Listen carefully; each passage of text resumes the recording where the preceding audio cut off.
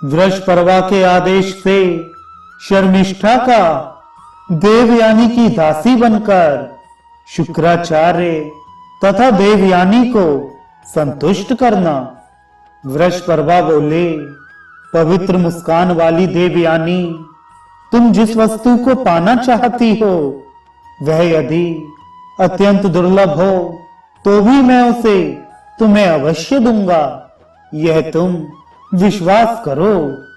देवयानी ने कहा, मैं चाहती हूं शर्मिष्ठा 1000 कन्याओं के साथ मेरी दासी बनकर रहे और पिताजी जहां मेरा विवाह करें वहां भी वह मेरे साथ जाए।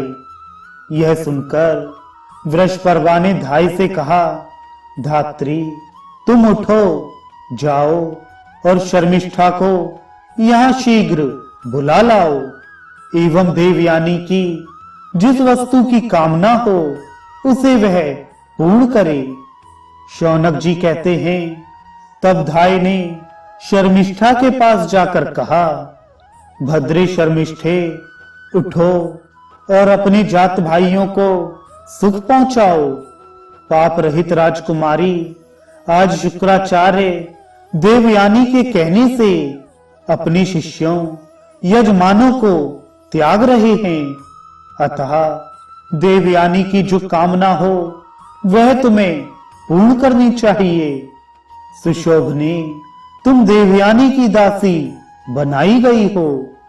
शर्मिष्ठा बोली, यदि इस प्रकार देवयानी के लिए ही शुक्राचार्य मुझे बुला रहे हैं तो देवयानी जो कुछ चाहती है वह सब आज से मैं करूंगी। मेरे अपराध से न शुक्राचार्य जी कहीं जाएं और न देवयानी ही। मेरे कारण यह अन्यत्र जाने का विचार ना करें।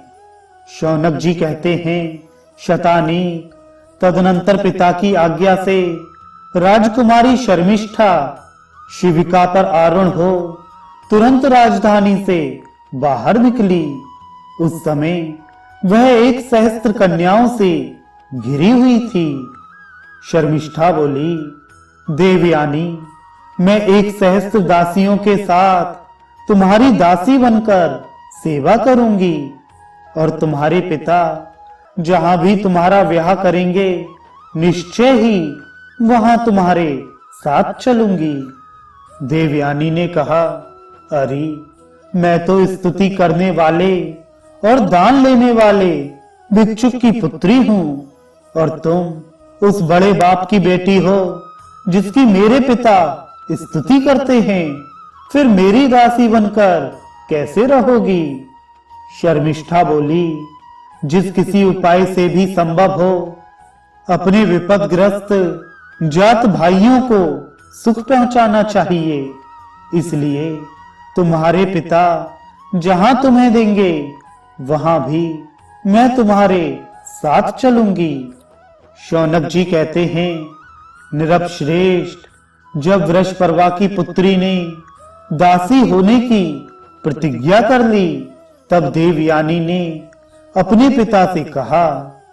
देवयानी बोली, पिताजी, अब मैं नगर में प्रवेश करूंगी। द्विजश्रेष्ठ, अब मुझे विश्वास हो गया कि आपका विज्ञान और आपकी विद्या का बल अमोघ है।